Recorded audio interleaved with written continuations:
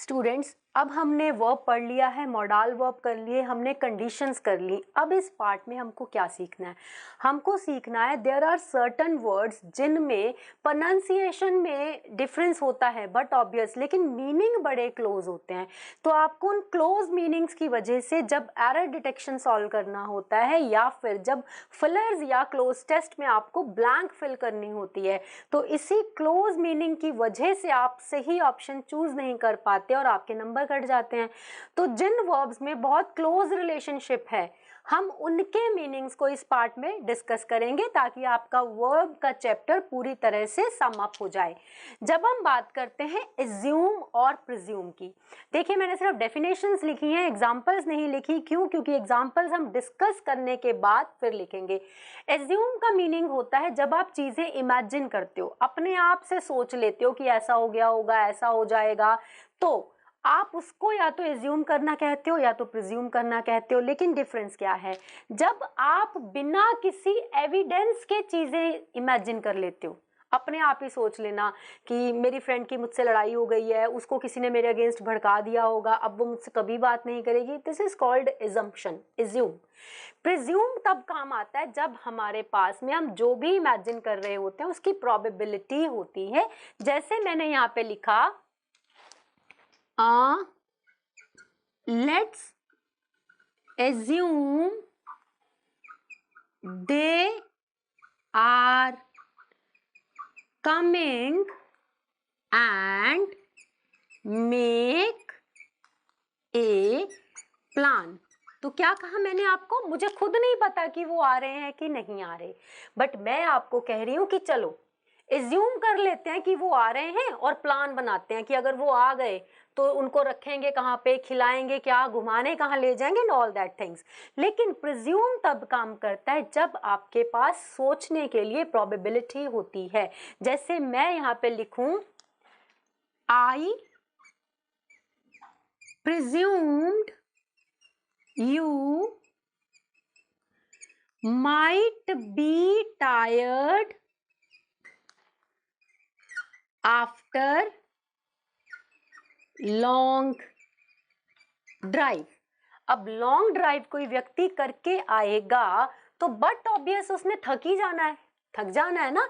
तो अब मेरे पास में ये जो लॉन्ग ड्राइव वर्ड लिखा है, ये एक प्रोबेबिलिटी है ये सोचने की कि तुम जरूर ही थके होगे। तो अब आप याद रखेंगे, एज्यूम में आपके पास इमेजिन करने के लिए कोई ग्राउंड नहीं होता, बस आप काल्पनिक बातों पे सोचते हैं। लेकिन प्रिज्यूम में आपके पास में ग्राउंड होता है कि आप जो सोच रहे हैं वो आप क्यों सोच रहे हैं। अब उसके बाद से लिसन और हियर, दोनों का मतलब ही सुनना है, लेकिन लिसन कब आता है? जब हम अटेंशन की बात करते हैं। जैसे जनरली क्लासेस में टीचर हमें क्या कहती हैं? Listen to me. तो लिसन टू मी का मतलब क्या है? मुझे सुनो। बट मुझे सुनो के पीछे एक हिडन मीनिंग है कि ध्यान दो मेरी तरफ, मतलब अपना ब्रेन भी मेरी तरफ करो। तो लिसन उस सुनने को कहते हैं जिसमें सामने वाला आपकी अटेंशन मांगता है, आपको उसकी बात पे कंसंट्रेट करना होता है।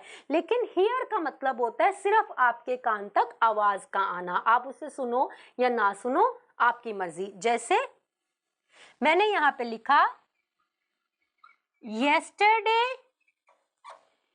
evening I heard a lion's roar। It is ROAR।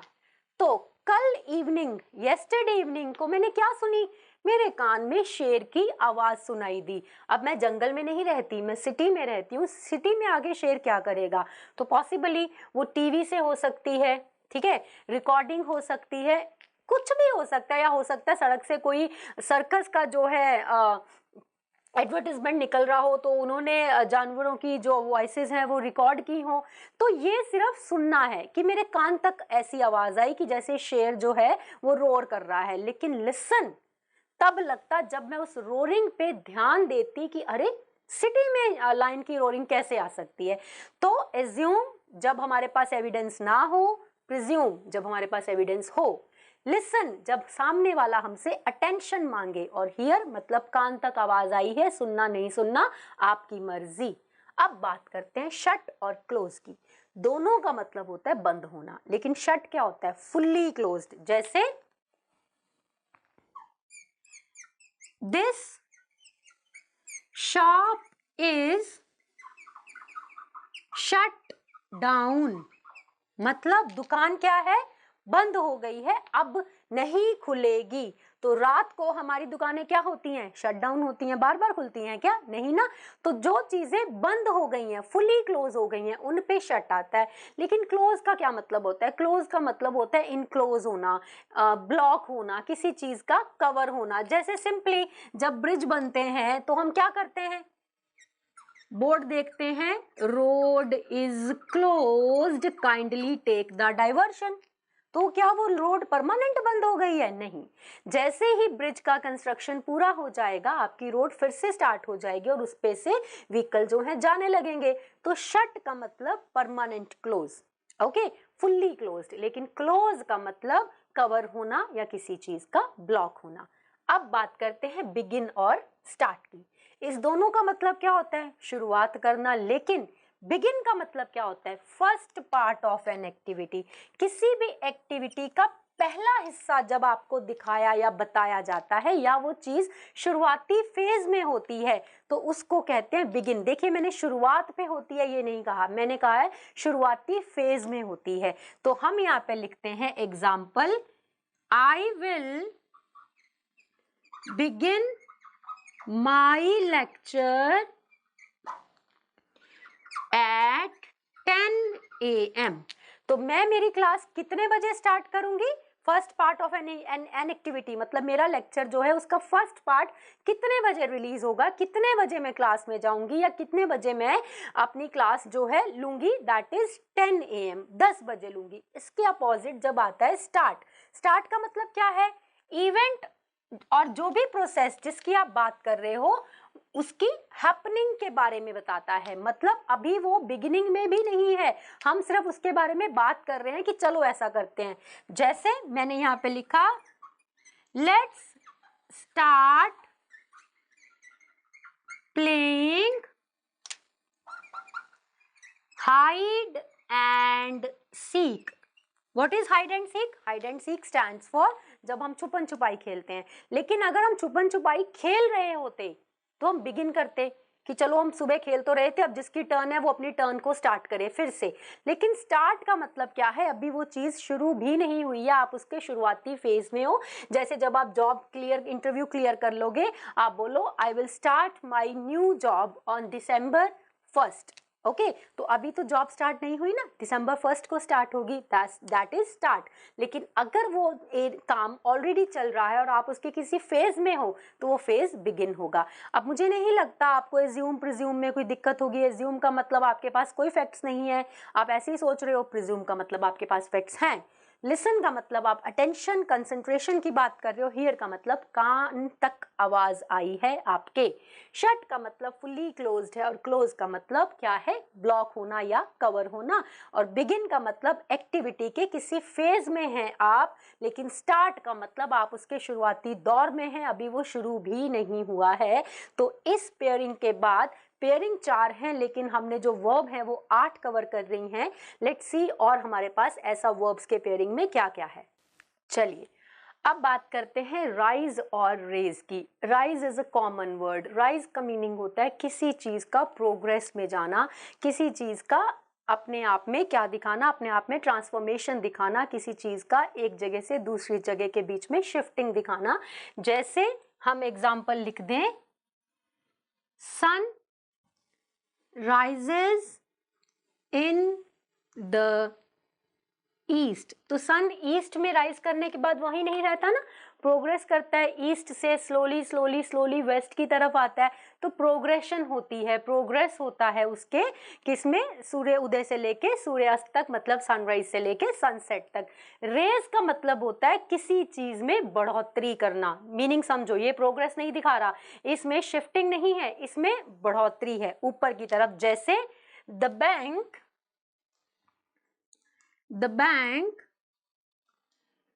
raised its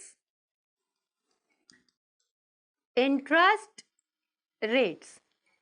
तो बैंक जो है इंटरेस्ट तो वो पहले भी दे रहा था ना, इंटरेस्ट वो पहले भी दे रहा था, लेकिन उसने क्या कर दिया, इंटरेस्ट रेट में बढ़ोतरी कर ली। मान लो पहले दे रहा था 9.15, अब वो दे रहा है 9.75। तो दिस इज कॉल्ड बढ़ोतरी। किसी चीज में इंक्रीमेंट लग जाना और किसी चीज का प्रोग्रेशन हो जाना इज कॉल्ड राइज। इसी तरह फिनिश और एंड। फिनिश का मतलब होता है फाइनल पॉइंट, जहां जाके वो चीज खत्म ही हो जाएगी। जैसे मैं यहाँ पे लिखूं I will wait until you finish। तो फिर how long I will wait? I will wait until you will finish। मतलब जब तक तुम अपना काम खत्म नहीं कर लेते, तुम जिस भी काम में बिजी हो, जब तक वो फिनिश नहीं हो जाता मैं तुम्हारी वेट करूंगी। लेकिन फिनिश के उल्टा एंड का मतलब होता है किसी चीज को रोक देना। ये फाइनल फुल स्टॉप नहीं है। फिनिश फाइनल कंप्लीशन दिखाता है कि अब दोबारा ये काम जो आपने फिनिश कर दिया है दोबारा नहीं होगा। लेकिन एंड टेम्परेरी स्टॉप दिखाता है, उसको परमानेंट खत्म नहीं करता। जैसे मैं यहाँ पे लिखूं my contract will end in August. तो ये फाइनल फुल स्टॉप नहीं है। मेरी कंपनी इफ वांट दोबारा इसको रिन्यू कर सकती है, लेकिन फिनिश इस पे फाइनल फुल स्टॉप लगा देता। अब आ जाओ अफेक्ट पे। अफेक्ट का मतलब होता है किसी चीज का किसी चीज पर असर डालना। फिर से सुनो, किसी चीज का किसी चीज पर असर डालना इज कॉल्ड अफेक्ट। जैसे मेडिसिन इज नॉट अफेक्टिंग मी। मतलब मेडिसिन मुझ पर असर नहीं कर रही है। तो किसी चीज का किसी चीज पर असर डालना होता है अफेक्ट, और किसी का असर ले लेना होता है इफेक्ट। फिर से सुनो, मेडिसिन असर नहीं कर रही तो अफेक्ट, लेकिन अगर मैं मेडिसिन का असर ले लेती या मेडिसिन का असर हो जाता तो होता इफेक्ट। जैसे विंटर ऑलवेज इफेक्ट्स मी। यहाँ पे सी होना चाहिए, इफेक्ट्स मी। तो आप याद रखेंगे किसी चीज का असर डालना होता है अफेक्ट, और उस चीज का असर ले लेना होता है इफेक्ट। वाटर एक नाउन है। We all need water, we all need water, हम सबको पानी चाहिए। लेकिन वाटर्स गलती से एस नहीं लगा है। वाटर्स का मतलब होता है वाटर बॉडीज। जैसे bay of Bengal and Indian ocean are natural waters. तो मुझे यहाँ पे अब वाटर बॉडीज लिखने की जरूरत ही नहीं है। जैसे ही मैंने वाटर्स लिख दिया, waters itself means water bodies. तो क्या बन गया, बे ऑफ बंगाल और इंडियन ओशन क्या है, नेचुरल वाटर बॉडीज हैं। तो वाटर्स का मतलब वाटर बॉडी, वाटर का मतलब नाउन, अफेक्ट का मतलब असर डालना, इफेक्ट का मतलब असर लेना, फिनिश का मतलब परमानेंट खत्म, एंड का मतलब किसी चीज का टेम्परेरी टर्मिनेट हो जाना या फॉर अ मोमेंट उस पे स्टॉप लग जाना। राइज का मतलब प्रोग्रेस दिखाना और रेज का मतलब बढ़ोतरी दिखाना। This is all about the confuse pairing of words. ऐसे और भी बहुत हैं, लेकिन ये वो हैं जिनको हमने पेपर्स में कभी ना कभी देखा है और हमें कंफ्यूज करते हैं। तो इसके बाद नेक्स्ट सेशन में देखते हैं हमारे पास क्या है लैंग्वेज में नया सीखने के लिए। Thank you.